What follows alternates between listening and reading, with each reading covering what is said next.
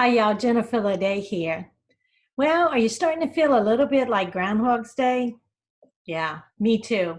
Some days I admit I got to look at my phone just to see what day of the week it is. It's pretty bad. And we've been in quarantine for I don't even know how many weeks at this point.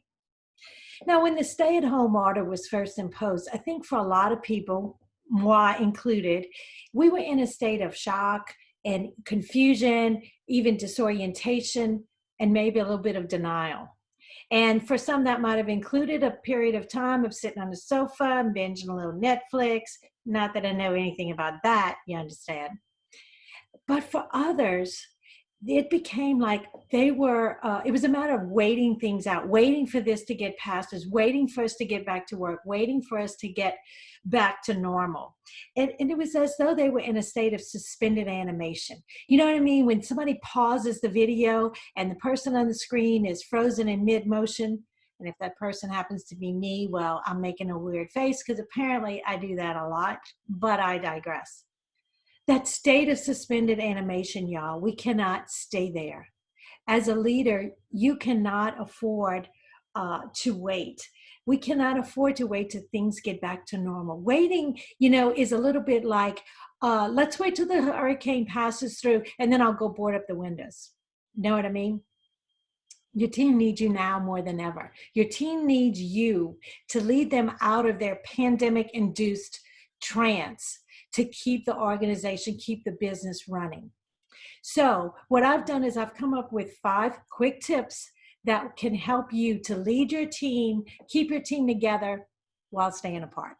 So, number one, I say check in with team members early and often. Check in with them regularly. Ask them what are their challenges with work? What are their challenges with their family and their personal life? What are their challenges with their mindset? How are you feeling? Asking those questions is hugely important, but even more important is truly being interested in their answers. Really be concerned, interested, and really care. Sincerity is going to be the key here. Number 2, ask each team member what kind of support they need. What does support look like for you is a good question to ask. Hey, if they're trying to work from home while homeschooling and or maybe even taking care of an elderly family member, God bless them. They may need some extra time and flexibility for completing projects and for completing tasks. Give them that flexibility for the love of God. Do it. Number 3, err on the side of over communication. Don't assume anything. During this time, you want to over communicate. And hey, if you have the opportunity, or if it's appropriate, try using video conferencing. That way, you're eyeball to eyeball with the other person, and you can read their body language, which is hugely important. You can probe and go deeper when it comes to how they're feeling or how they're reacting and responding to what you're talking about. Speaking of body language, point number 4 is to model calm confidence. You as a leader are always being watched. Whether you're remote or whether you're in the same room, you're always being watched. It's a little bit like when you're on a commercial flight. Remember that? Remember when we used to fly and go places? Yeah. Well, if you experience some turbulence on that flight, everybody's looking at the flight attendant to see how they're reacting. If they're freaking out and losing their you know what, then the passengers are going to follow suit.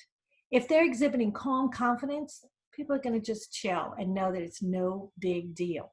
Same with you. People are watching, they want to see calm confidence. If they see you depressed, if they see you freaking out, if they see you gloom and doom and acting like Eeyore from Winnie the Pooh, guess what? Their mindset, they're going to go and follow wherever you're leading them. So model calm confidence. And number 5, give your team members some space and some grace. Y'all, this is not the time at all to try to micromanage anybody. I repeat, do not try to micromanage anybody. Give them space and give them grace.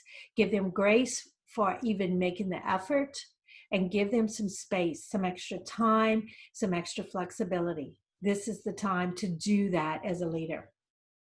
So your team needs you now more than ever. And the way that you lead through these challenging times, I promise you, will be remembered long after this crisis is past us. And it will get past us. We will get beyond this thing.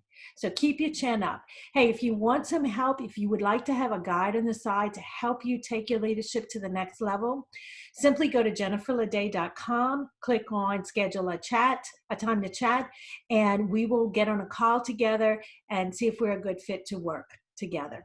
Until next time, y'all, stay well, take care of yourself, and behave. Thanks, y'all.